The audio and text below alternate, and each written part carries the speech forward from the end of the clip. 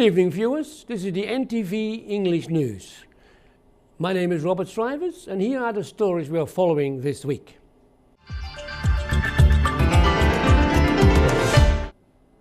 The General Assembly, which continues until the 25th, is an annual event bringing together leaders of the United Nations' 103 member states.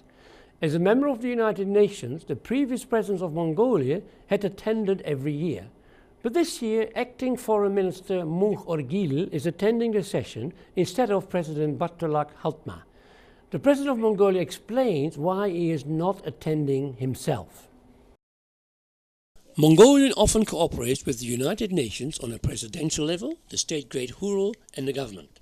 Mongolian President Haltma Batulak has told journalists that missing the UN session is not about it not being important. In his talk, he said that it seems that Mongolian presidents have participated in all UN sessions.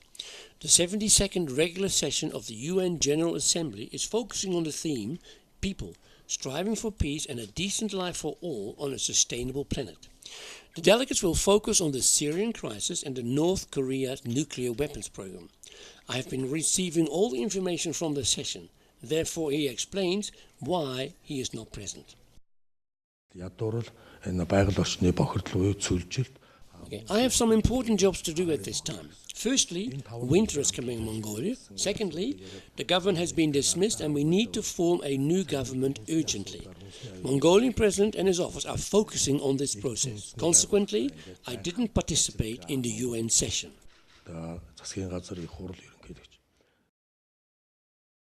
As well as this, Mongolian President Batulak Haltma indicated that he met with the UN delegation in Mongolia and agreed to renew the method of cooperation between the presidential administration and the UN, saying Mongolia will cooperate with the UN on 5 basic issues, including unemployment, poverty, desertification, children's problems and air pollution. Entitled Green Economy and Trade Opportunity, a forum was held in Ulaanbaatar on the 19th of September. During this event, the UN Environmental Programme, Partnership for Action on the Green Economy, better known as PAGE, announced that they will support a total of 6,000 Mongolian green agriculture enterprises.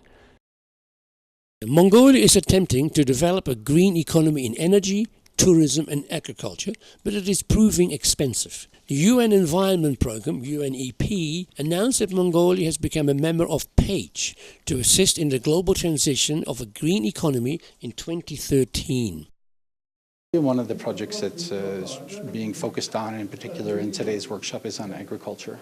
And so there's both green investment that the country is looking at in terms of ensuring that the investment in the financial systems that are backing the agricultural system both today and for the future integrate green economic policies such that we're looking toward the future in agricultural policy. Investment in terms of planning and processing, because it's new and it's different in terms of trying to integrate environmental components.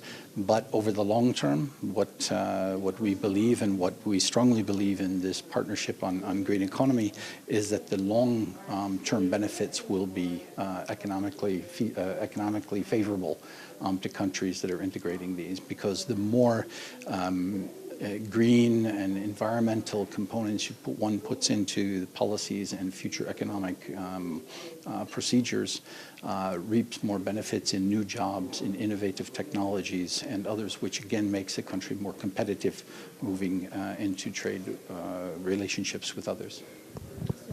Mongolia is currently developing several policies that will place the country on a green development path, including measures on sustainable mining, renewable energy and ecotourism. As part of its PAGE activities, UNEP has announced that it plans to engage Mongolia on other issues, including climate change. 95% of industries are small and medium enterprises, but because of financial and monetary problems and business interruptions, more than 40% of small and medium enterprises encounter problems. Because of this, many problems will arise, including stopping production and reducing workplaces to the state economy. So insurance cover is an important part of protecting the business. As for Mongolia, 20% of Mongolian GDP is small and medium enterprises. Also, 60% of employment is done by SMEs. In particular, herders engaged in private entrepreneurship in the countryside largely contribute to this sector. But today, there are no insurance policies and systems to protect SMEs from any risk.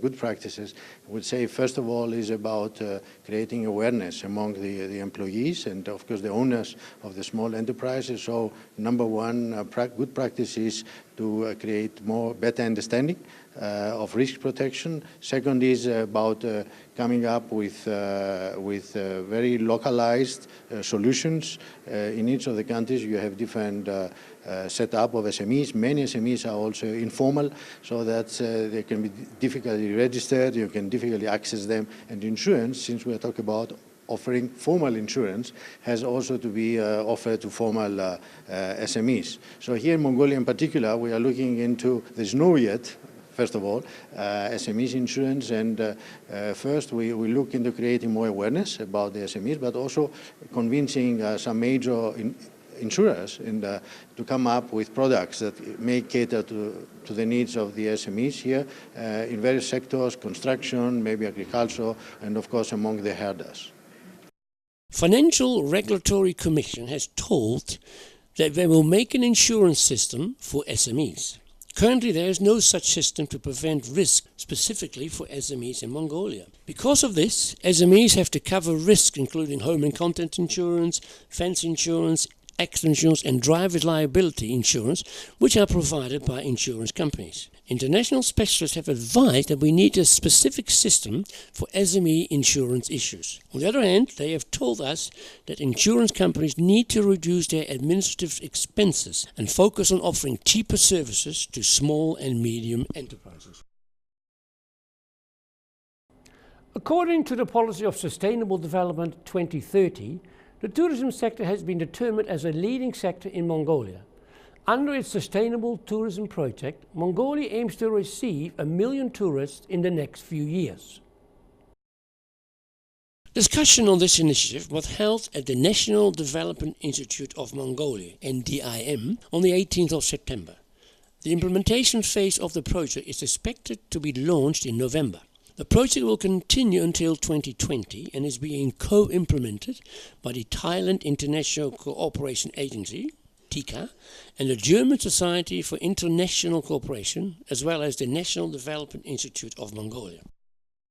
Since 2010, we have been extending technical and development cooperation to Mongolia in various fields. We invite government officials to take the short-term training courses in Thailand in many areas. We also invite them for study visit. We offer them a scholarship to pursue postgraduate study in Thailand. But this time, for this project, it's different. It's not a bilateral project. It's a trilateral project. It involves 3 partners. The government of Mongolia, represented by the National Development Agency, and my agency, Thailand International Cooperation Agency, or TICA, and GIZ Mongolia. We will form a trilateral partnership to develop sustainable tourism in Mongolia. And we understand that the Mongolian government wants to diversify its economy from heavily depend on the mineral sector to other sector, and to our understand, it is our, we believe that the potentials of Mongolia in terms of tourism, because you have a unique culture, a beautiful landscape. You have the selling point to promote your sustainable tourism. North Asian countries currently receive over 500,000 tourists annually. According to official resources, tourism will contribute 14% to GDP by 2020. Currently, that figure is 5.3%. Thank you all for watching our program. We hope to all see you again next week at the same time. Goodbye and have a nice week.